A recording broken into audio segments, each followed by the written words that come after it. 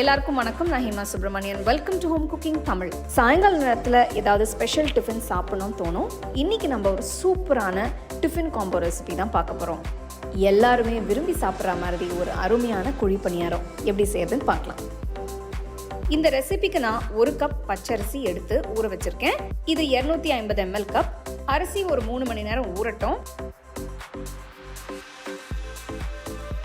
இன்னொரு பவுல்ல 1/4 கப் உளுந்து கூட 1/2 டீஸ்பூன் வெந்தயம் சேர்த்து இதையும் 3 மணி நேரம் ஊற வச்சிருக்கேன்.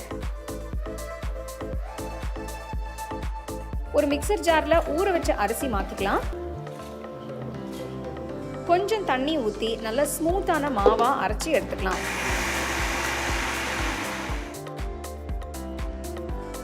அரிசி கொரகொரப்பா அரைப்பட்டதும் ஊற வச்ச உளுந்து வெந்தயம் சேர்த்து 1/2 டீஸ்பூன் உப்பு சேர்த்து நல்லா அரைச்சி எடுத்துக்கோங்க.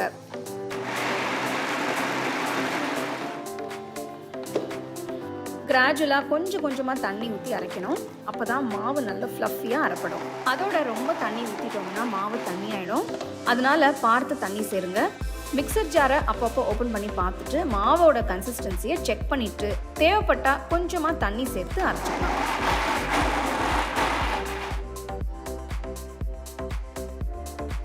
மாவு நல்லா சாஃப்டா அரைப்பட்டுருச்சு. வேற ஒரு பவுலுக்கு மாற்றி வச்சுக்கலாம்.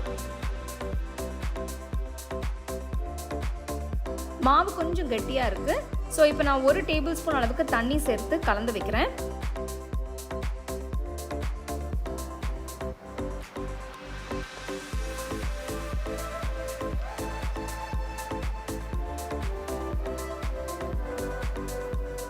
மாவை அரைச்ச பிறகு ஒரு 8 மணி நேரம் நல்லா புளிக்கட்டும். அப்பதான் பணியாரம் நல்லா ஃப்ளஃபியா டேஸ்டியா இருக்கும். அடுத்து மாவு தேவையான தாளிப்பை ரெடி பண்ணிக்கலாம். ஒரு பேன்ல 2 டீஸ்பூன் எண்ணெயை ஊற்றி 1 டீஸ்பூன் உளுத்தம்பருப்பு, 1/2 டீஸ்பூன் கடலைப்பருப்பு, 1 டீஸ்பூன் கடுகு, 1 டீஸ்பூன் சீரகம் இதெல்லாம் சேர்த்து நல்லா வறுத்துக்கலாம்.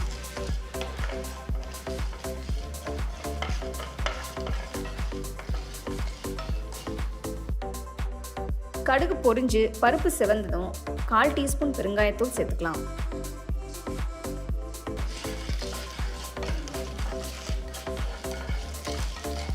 இப்போ பொடுசா நறுக்கின 1 துண்டு இஞ்சி, பொடுசா நறுக்கின 2 பச்சை மிளகாய், பொடுசா நறுக்கின 1 வெங்காயம் சேர்த்து நல்லா வதக்கலாம்.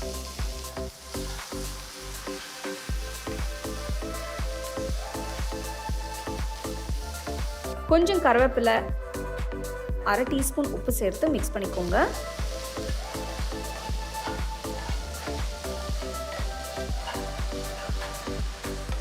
கடைசியா 2 டேபிள் ஸ்பூன் ஃப்ரெஷ்ஷான தேங்காயை துருவி சேர்த்துக்கலாம். நல்லா கலந்து விட்டு பொடுசா நறுக்கின கொத்தமல்லி இலை சேர்த்து கலந்து விட்டு ஸ்டோவை ஆஃப் பண்ணிடுங்க.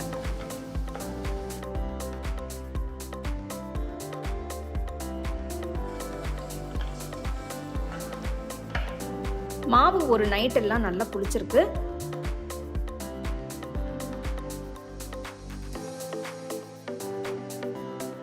தாளிச்ச இன்கிரீடியன்ஸை மாவுல சேர்த்து கலந்துக்கலாம்.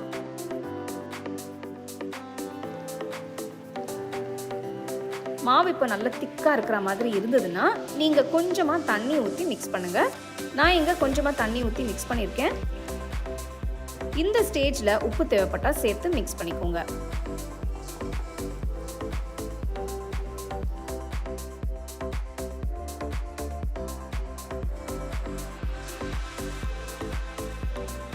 ஒரு பணியாரம் கல்லை ஸ்டோவ்ல வச்சு சூடாக்கி ஒவ்வொரு பணியார குழியிலையும் கொஞ்சமா எண்ணெயை ஊற்றிக்கலாம்.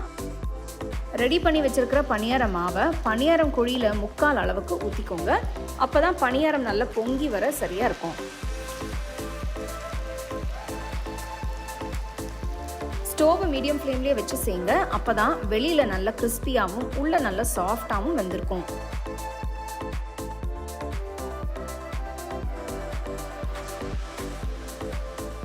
ஒரு பக்கம் நல்லா வெந்ததும் மெதுவா இன்னொரு பக்கம் திருப்பி போடுங்க.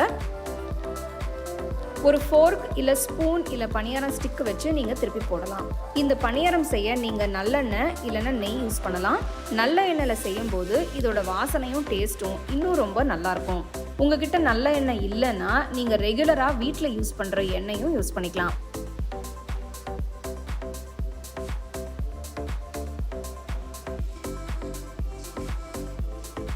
ரெண்டு பக்கமும் நல்ல ஈவனாக குக் ஆனதும் கல்லுலேருந்து எடுத்துட்டு ஒரு பவுலில் போட்டு வச்சுக்கலாம்.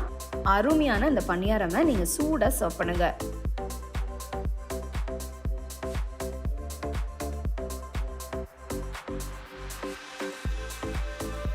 ஈவினிங் டிஃபனுக்கு இல்லைனா ஸ்நாக்ஸ்க்கு கூட நீங்கள் இந்த மாதிரி செஞ்சு கொடுக்கலாம். பசங்கள்லாம் ரொம்ப விரும்பி சாப்பிடுவாங்க.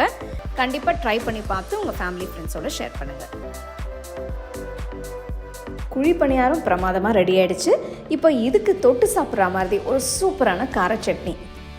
கார சட்னி பண்ணுறதுக்கு எல்லா இன்க்ரீடியன்ஸையும் நான் இங்கே ரெடியாக எடுத்து வச்சுருக்கேன்.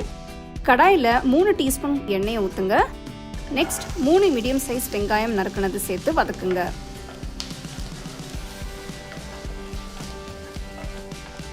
அடுத்து 2 பல் பூண்டு போடுங்க.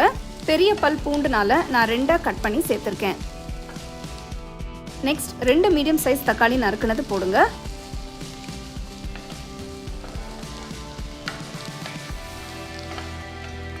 அடுத்து நான் 12 பியாத்கி மிளகாய் சேர்க்குறேன். இந்த மிளகாய் நல்ல கலரும் கொடுக்கும், காரமாகவும் இருக்கும். உங்ககிட்ட இந்த மிளகாய் இல்லைன்னா நீங்கள் ரெகுலராக யூஸ் பண்ணுற காஞ்ச மிளகாய் யூஸ் பண்ணிக்கலாம். 1 டீஸ்பூன் கல்லுப்பு சேர்த்து மிக்ஸ் பண்ணுங்க. உங்ககிட்ட கல்லுப்பு இல்லைன்னா நீங்கள் ரெகுலராக சமையலுக்கு யூஸ் பண்ணுற உப்பு கூட யூஸ் பண்ணிக்கலாம். நெக்ஸ்ட் கொஞ்சமாக புளி சேர்த்து வதக்குங்க. இது சட்னிக்கு ஒரு நல்ல புளிப்பு டேஸ்ட் கொடுக்கும்.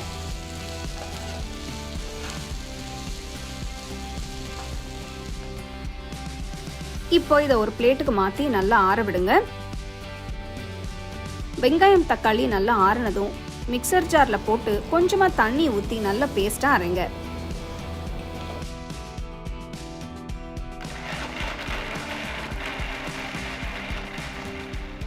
இப்போ சட்னி அரைச்சு ரெடி ஆயிடுச்சு. நெக்ஸ்ட் நம்ம சட்னியை தாளிக்கலாம்.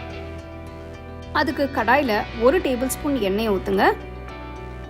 நெக்ஸ்ட் 1 டீஸ்பூன் கடலைப்பருப்பு, 1 டீஸ்பூன் உளுத்தம்பருப்பு, 1/2 டீஸ்பூன் கடுகு, 1 டீஸ்பூன் சீரகம் போடுங்க.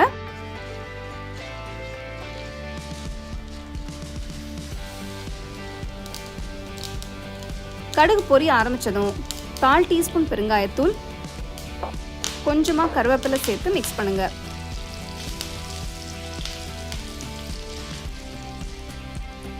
இப்போ அரைச்ச சட்னியை ஆட் பண்ணி எல்லாம் சேர்த்து நல்லா மிக்ஸ் பண்ணுங்க. பாருங்க, பார்க்கவே எவ்வளோ சூப்பராக கலராக இருக்குன்னு. இந்த சட்னியை நீங்கள் எந்த டிஃபனுக்கு கூட வச்சு சாப்பிட்லாம். ரொம்ப டேஸ்டியாக இருக்கும், நல்ல காரமாகவும் இருக்கும். இது நீங்கள் எந்த டிஃபனுக்கு வேணால் வச்சு தொட்டு சாப்பிட்லாம். ஃப்ரிட்ஜில் ஒரு 4 நாள் 5 நாள் வரைக்கும் வச்சு கூட சாப்பிட்லாம், நல்லாயிருக்கும். பிரமாதமான பணியாரம் கார சட்னி பார்த்தீங்க. ஸோ கண்டிப்பாக இந்த 2 ரெசிபீஸுமே நீங்கள் ட்ரை பண்ணி உங்கள் ஃபேமிலி ஃப்ரெண்ட்ஸோட ஷேர் பண்ணிக்கோங்க. உங்களுக்கு இந்த ரெசிபி பிடிச்சிருந்தா லைக் பண்ணி ஷேர் பண்ணி ஹோம் குக்கிங் தமிழ் சேனலுக்கு சப்ஸ்கிரைப் பண்ணுங்கள். மறக்காமல் பெல் ஐக்கானை கிளிக் பண்ணுங்கள். The second edition of the home cooking book is now available on Amazon as well as on shop.homecookingshow.in.